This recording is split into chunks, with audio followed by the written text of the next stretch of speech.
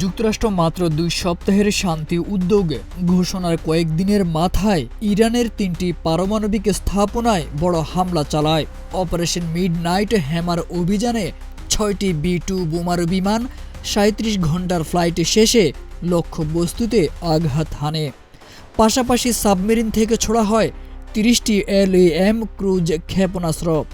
এই হামলায় প্রথমবার ব্যবহার করা হয় 30,000 পাউন্ড ওজনের GBU-57 বাংকার বিধ্বংসী বোমা।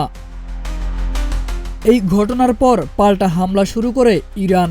ইসলামী বিপ্লবী গার্ড বাহিনী IRGC জানায়, ইসরায়েলের রাজধানী তেল আবিব সহ একাধিক স্থানে তারা ব্যালিস্টিক ক্ষেপণাস্ত্র ছুড়েছে।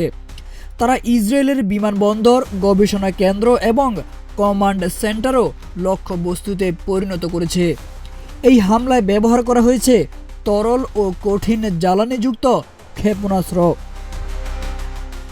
ইসরায়েলও পাল্টা হামলা চালিয়ে ইরানের বিমান ঘাঁটিতে 2টি F-5 যুদ্ধ বিমান এবং 8টি ব্যালিস্টিক ক্ষেপণাস্ত্র ধ্বংস করেছে বলে দাবি করেছে।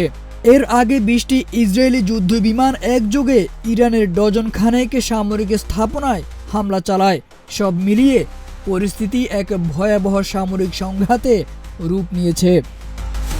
এদিকে হরমুজ প্রণালী নিয়ন্ত্রণ আরও কড়াকড়ি করতে ইরানি পার্লামেন্ট সাময়িকভাবে প্রণালী বন্ধের অনুমোদন দিয়েছে। এই পদক্ষেপের ফলে বিশ্ব জ্বালানি বাজারে অস্থিরতা তৈরি হওয়ার আশঙ্কা বাড়ছে। এমন পরিস্থিতিতে জাতিসংঘ মহাসচিব অ্যান্তনিও গুতেরেস এটিকে আন্তর্জাতিক শান্তির জন্য সরাসরি হুমকি বলে অভিহিত করেছেন। ব্রিটিশের প্রধানমন্ত্রী কিয়ার স্টারমার বলেন, ইরানকে পারমাণবিক অস্ত্র অর্জনে বাধা দিতেই যুক্তরাষ্ট্র এই পদক্ষেপ নিয়েছে।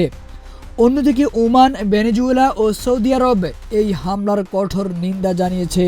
মধ্যপ্রাচ্য এখন একটি ভয়াবহ, জটিল ও অপ্রতিরোধ্য সংঘাতের মুখোমুখি।